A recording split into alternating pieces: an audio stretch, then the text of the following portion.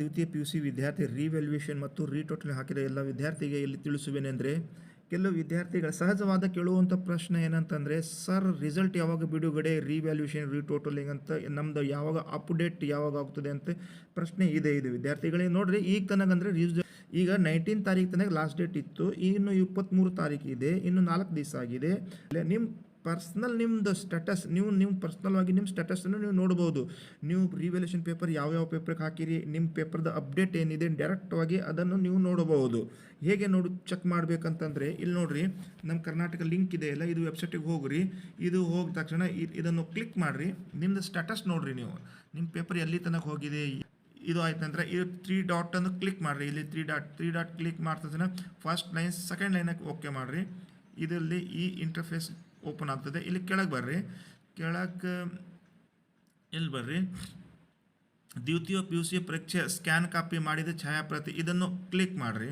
ಇಲ್ಲಿ ಕ್ಲಿಕ್ ಮಾಡಿದ ತಕ್ಷಣ ಇಲ್ಲಿ ನಿಮ್ಮ ಸ್ಟೇಟಸ್ ಅಂತ ಬರುತ್ತದೆ. ಏನು ಸ್ಟೇಟಸ್ ಇಲ್ಲಿ ನೋಡಿರಿ, ಅಪ್ಲಿಕೇಶನ್ ಸ್ಟೇಟಸ್ ನೀವು ಹಾಕಿರಲ್ಲ ಅಪ್ಲಿಕೇಶನ್, ಈ ಅಪ್ಲಿಕೇಶನ್ ಸ್ಟೇಟಸಿಗೆ ನೀವು ಓಕೆ ಮಾಡಿರಿ.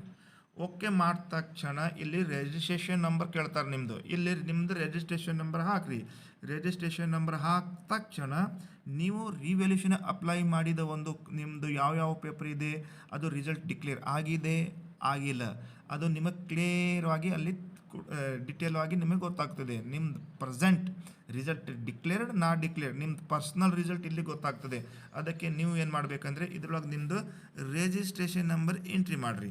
ರಿಜಿಸ್ಟ್ರೇಷನ್ ನಂಬರ್ ಹಾಕಿದ ತಕ್ಷಣ ಈ ಇಂಟರ್ಫೇಸ್ ನಿಮ್ಗೆ ಓಪನ್ ಆಗ್ತದೆ. ಸ್ಕ್ಯಾನ್ ಕಾಪಿ ಅಪ್ಲೋಡೆಡ್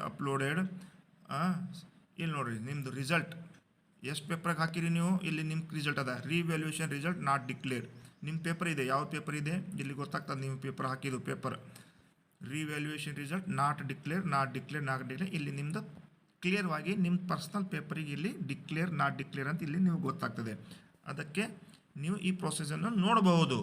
ಇನ್ನೂ ರಿಸಲ್ಟ್ ಡಿಕ್ಲೇರ್ ಆಗಿಲ್ಲ, ಯಾಕೆಂದರೆ ಯಾವಾಗ ನೆಕ್ಸ್ಟ್ ಏನಾದರೂ ಅಪ್ಡೇಟ್ ಬಂದರೆ ನಾನು ನಿಮ್ಮ ಮುಂದೆ ತಿಳಿಸ್ಲಿಕ್ಕೆ ಇಷ್ಟಪಡುತ್ತೇನೆ ಎಂದು ಹೇಳುತ್ತಾ ಇಲ್ಲೇ ವಿಡಿಯೋನ ಮುಕ್ತಾಯ ಮಾಡುತ್ತೇನೆ.